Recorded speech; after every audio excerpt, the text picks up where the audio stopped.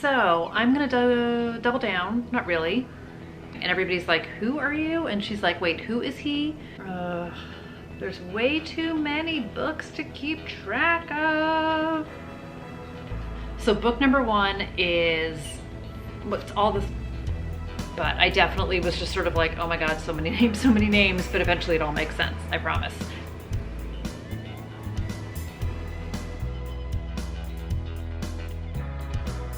Hi everybody, it's Audrey and welcome back to Chapter and Converse.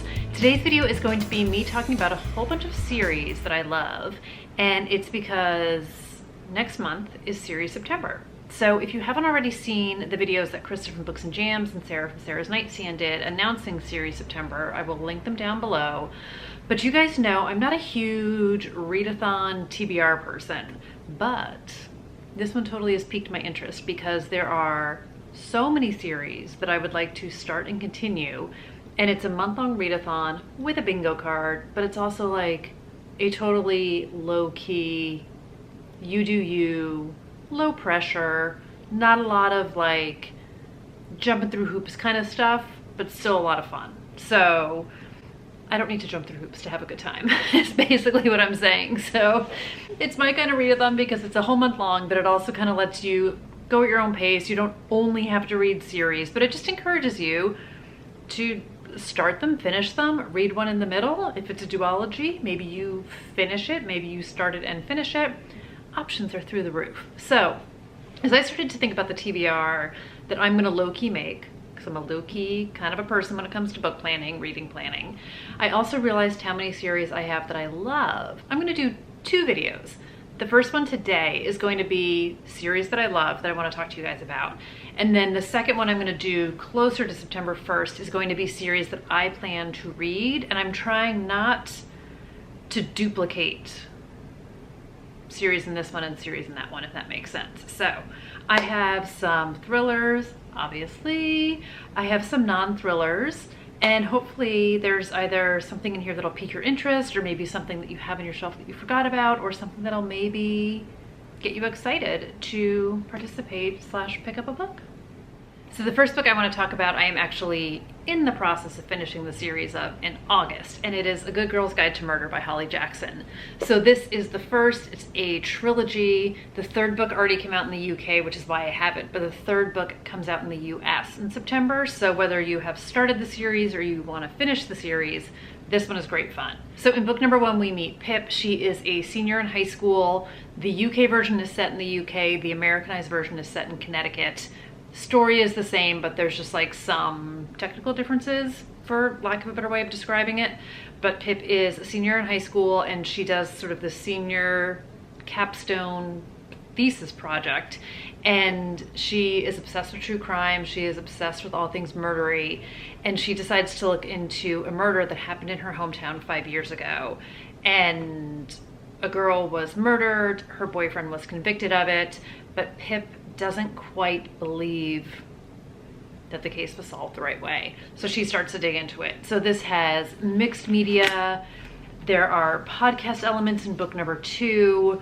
It's so smart. It's so well done. I loved everything about this. It's got all the vibes of Veronica Mars in some ways, and just sort of all things truly devious, which is one of the series that I also want to talk to you guys about because I love that one too, by Maureen Johnson. And A Study in Charlotte, which I didn't pull down, but I talk about it all the time, and it's up there, which is the Charlotte Holmes Jamie Watson series. But I just love this so much. I ripped through it, and then I wound up doing the audiobook afterwards. The audiobook of this is amazing because you hear conversations that she's having, there's transcripts that are in here, there's phone conversations, and sort of in the way Sadie was done, you hear like the background noise and it feels super authentic and it feels like you're eavesdropping. But I loved this. So I am a little bit more than halfway through book 3. I will not, of course, give away anything, but I am liking it. So we'll see. But that's a great one. So for Truly Devious, this was conceived as a trilogy, but a 4th book came out, The Box in the Woods, which I haven't read yet, don't have it yet. But this is about a girl named Stevie. She gets into this elite academy, Ellingham in Vermont. There is a mystery in the past, there's a mystery in the present. She is also a true crime Agatha Christie, all the buff, all the things. She's got a great friend group in here. There's a lot of great rep for anxiety and mental health, and I just loved so much about this book. So I don't want to say I put off reading this one, but I had held off on reading this one. I was hearing so many great reviews, and I'm so glad I read it. So I read the first 3 and truly devious. So good. The next one is another one I've recommended so many times. And just one more time, you guys, Beartown by Frederick Bachman. If you haven't read it, it's so beautiful. The writing in this is gorgeous. The story is wonderful. This is a small town. It is a hockey team. It is one act, which divides this team in half, divides this town in half. And I mean, this will just completely bring you to your knees, and just, oh, the tears, the beautiful writing, everything. This made me fall in love with Frederick Bachman. And if you already read Beartown, you can read Us Against You. There is supposed to be a 3rd book coming out in this series as well, so love it. Completely different than the first 2. Such a great book. So if you're looking for kind of a modern but classic mystery, I recommend Magpie Murders by Anthony Horowitz. So this is a book within a book, and this focuses on an editor, and she has sort of her top author who writes murders set in old country villages, and he's quite the challenging author to deal with, but she deals with him because he's her best-selling golden goose of an author. And she gets his latest manuscript and she starts to read it, and what she realizes is that there's a lot more to the book he's writing than meets the eye. So this is one of those books, when I first heard about it, and I heard about it at a writing conference, everyone was like, just read it. Don't read too much about what it's about, just go in and read it. So you get the full book within the book experience.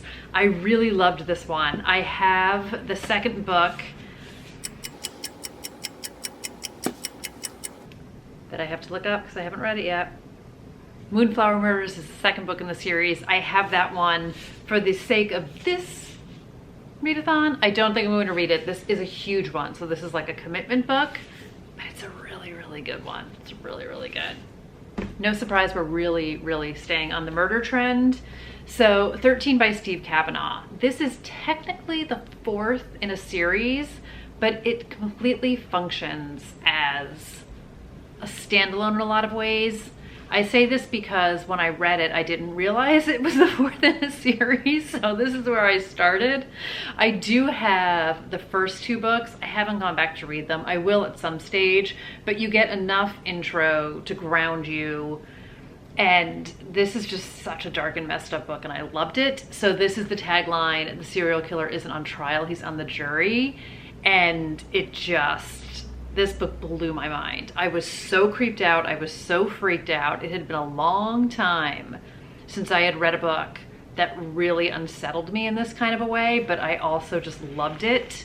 This was a probably don't read it at night kind of a book, but I read it at night and it totally freaked me out. But this is just brilliant, absolutely brilliant. There's a new one out in the series too. I need to read more Steve Cavanaugh. I read this a couple years ago and I was like, I'm gonna read everything, and I haven't yet, but I will at some point. But this one is brilliant. But if you've read that, but you also want to be kept up at night and completely freaked out from reading about serial killers, may I also recommend the Patricia Cornwell series. This is Postmortem. This is the first in the Case Scarpetta series. This came out in 1990. It still holds true as being crazy creepy. I started to reread this series a couple years ago. So this, I started to repurchase the original books because I had the original trade paperbacks of a lot of these. And I didn't realize how much nostalgia I had for the 90s with like the fax machine and like the stakeouts they were doing and the investigation that went into it. But this is another serial killer. Kay is the medical examiner down in Virginia, so this is heavy on police investigation, obviously. It's about her partnering with the police down there. I loved it. So I'm a few books into my reread. I will keep going on my series read of this. I don't know if I'm going to do it now, but this is a great sort of, kind of a different kind of classic series, and there's 20 books, I want to say, in this. The newest one just came out. So if you're looking to start to get into a series and like you're in for the long haul, that's a great one. So the next book I want to talk about is Bluebird, Bluebird by Attica Locke. I don't have that. I wound up borrowing that from the library, but then I picked up book number 2, which is called Heaven, My Home. And this is part of the Highway 59 series, and it centers on Darren Matthews, who is a Texas Ranger. And when the book opens, he is kind of a little bit on the skids with the Rangers and sort of in like a precarious situation with them. But a friend of his who works for the FBI calls him up, and he's got this case that he needs someone to look into kind of on the DL because it's kind of touchy, it's kind of controversial, but he needs someone to go up there and to see what's going on. So it is off Highway 59. Darren goes up to investigate, and it is anything but easy and anything but simple, and it becomes anything but on the down low. So in that case, there are 2 people who were found murdered.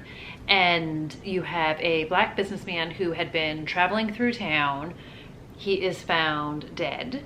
And then a few days later, there is a white waitress who was talking to him at a bar that he was at. And she is found dead in the same place. So there is a lot of question, obviously, about what happened. What's the connection between the 2 of them? Is there a connection between the 2 of them? Is this a racially charged attack? Is this not? And then the town itself is predominantly white. There is a wealthy side of town. There is a less than wealthy side of town. There are already racial tensions in that town. And then Darren himself, he's black. He comes up to investigate, and he is faced with all kinds of racism, all kinds of resistance, and is having a really hard time trying to investigate what happened. So you get obviously a lot of investigation in this. You also get a lot of Darren's personal life. I loved him as a character. He is definitely complicated. He has a lot going on. This is not a big book, but it packs so much. Well, I mean, this is not Bluebird, Bluebird, but Bluebird, Bluebird was similarly not huge, but still packed so much of a punch to it, and I really enjoyed it. So I'm looking forward to getting into this. But it's a really good series. It was the first Attica Locke I had read, and I will definitely read more from her. So I definitely recommend Bluebird, Bluebird or Heaven, My Home if you already read that one. Another book I've talked about before, but I still just have to default to it, is Carolyn Kempnes's You. So if you haven't read this one yet, it's so wonderfully twisted and messed up. I love Joe Goldberg. This is written in second person. Joe kind of stalks people. He kind of focuses on a girl, falls in love with her, and does everything in his power to be in her life and to make sure nothing gets in their way. And he is so like deliciously messed up. I just loved it so much. And I really love the writing of this. I love the second person, which I never thought I would. And I think in the right story and done the right way, it works. I think it's super hard to pull off, and I think Carolyn Kempnes does a great job of pulling it off in this book. But you are in Joe's mind, you are in the head of the stalker, and I feel like it's like they say, like everyone is the hero of their own story, and Joe is definitely the hero in his. He does not think he's a bad person. He doesn't think he's a bad person at all. So this is just wonderful. So book number 2 is Hidden Bodies. Book number 3, which I haven't read yet, is You Love Me. And it's just, it was like a fast read, and it's super creepy. Season 1 of the Netflix show is good. It was originally on Lifetime and then went to Netflix. It doesn't wholly follow the book. The book is so much more. Even if you've already seen the show, I would read the book. I did not watch season 2, so I can't comment on that, but love you. Another mystery, which is still early in its series, is Death in the Family, and this is by Tessa Wiegert. So the second book, The Dead Season, came out already. I haven't read it yet. And then we'll see where it goes from there. But the first book in the series is very isolated thriller. They're literally on an island. And this follows a detective named Shayna Merchant, and Shayna had been a detective in Manhattan. Some stuff happens before the book starts, and she winds up moving to upstate New York in her, going back to her fiance's hometown. And her partner on the force wind up getting a call about a missing person out on this island. So it's this super wealthy family who owns the island, and Shayna and her partner go out there because their son is missing. Their adult son is missing. And Shayna gets there and the family is there. They're a little bit skittish. And not only is he missing, but his bed is covered in blood. But there's no body. Nobody knows what happened. Nobody heard anything. Nobody saw anything. And as fate would have it, a nor'easter rolls in and Shayna and her partner wind up getting trapped on an island with these people looking for the missing person. So I really enjoyed this book. You get some great, again, sort of complicated characters. I really enjoyed Shayna. I'm excited to see where she goes to next. It is like this rich, ridiculous family, completely entitled. You don't know who to trust, so you've got that sort of Agatha Christie isolated thriller type of a feel to it. I totally enjoyed this. I read this one super quickly too, and I will definitely be reading book number 2 and reading more from her, but I had a great time with that book. So I've got 2 more books to go, and the first one is by Jennifer Lynn Barnes, and this is The Inheritance Game. So book number 2, The Hawthorne Legacy, comes out in September, which I am auto-buying 100%. I can't wait for that one to come out. I loved this book when I read it last year, and this is about a girl named Avery. So Avery and her sister are on their own. They don't have parents. They are kind of struggling to make ends meet. Avery is a junior in high school. Her sister's a few years older. And when the book opens, Avery winds up getting a visit from this attorney, and he's like, we need to see you because you're kind of in the will of this guy, Devious Hawthorne. And she's like, I don't know who that is. And they're like, yep, you need to come anyway. So her and her sister go, and as it turns out, Avery is basically set to inherit this bazillionaire's fortune. $46.2 billion. Could that happen to me, please? So she winds up going down to Texas, and the entire Hawthorne family, understandably, is like, who are you? And she's like, I don't know who Devious Hawthorne is. And people think she's a con woman. People think there's some sort of a scheme going on here. She's not sure what's happening. So part of the deal is Avery has to move into the house, and she does, but she's not alone when she moves into the house. So Hawthorne House is also occupied by the family that Tobias just disinherited, including his 4 grandsons, dangerous magnetic boys who grew up with every expectation that one day they would inherit billions. So this is definitely like family secrets and mystery, and she's trying to figure out what's going on, and there's a lot of people who don't want her to inherit this money, and it's complicated and it's wonderful and it's so well written, and I loved it. I can't talk enough about it. And now that I'm sitting here holding it, I'm like, oh, I actually want to reread this before I read The Hawthorne Legacy. So let me add that to my list of things to do. But this one is great. And then Jennifer Lynn Barnes has written a bunch of series. So she also wrote Little White Lies. There's only 2 books in that series. That's her debutante series. I listened to both of those last year and I loved them. They are like cotton candy popcorn, great fun. I've talked about them before. It is Gilmore Girls meets Veronica Mars meets One Tree Hill. It's like all that CW magic happening. There's some mystery going on. There's just rich Southern debutante debauchery going on. I loved those 2 books. And then the other one is the Natural series. And I only read the first one in that. And that's about a group of teenagers who were sort of handpicked by the FBI to help them solve cases. I can suspend some disbelief. So I read the first book and I loved it, but then the books are not available at my library. They're really hard to come by. I want to say there's 5 in that series. So I need to keep hunting to try and find them. But people who have reviewed it, I want to say, said it was like Criminal Minds for teenagers, but I've never seen Criminal Minds, but I really enjoyed that. So she's just a great writer and I really enjoy her books, but I can't wait for the Hawthorne Legacy. I can't wait. So I lied. Now I have 2 more books series to talk about. So the next one, if you're looking for some romance, Talia Hibbert wrote Get a Life, Chloe Brown, Take a Hint, Danny Brown, and Act Your Age, Eve Brown. So I read Chloe and Danny, and I have not read Eve yet, but I'm going to. And these are just smart, funny. The first one is sort of enemies to lovers. The second one is fake dating. And then the third one, Eve, maybe as she's applying for a job, hits her future boss with her car. Oops, but then doesn't quite make for the best first impression. But they are 3 sisters. They each have their own complications. They each have their own histories, but these books talk about mental health, they talk about grief, they talk about anxiety, they talk about Chloe has fibromyalgia, so it is living with chronic pain. There's so much that is touched on. There is so much that is just an integral part of their lives. There is so much that is just a fact of their lives.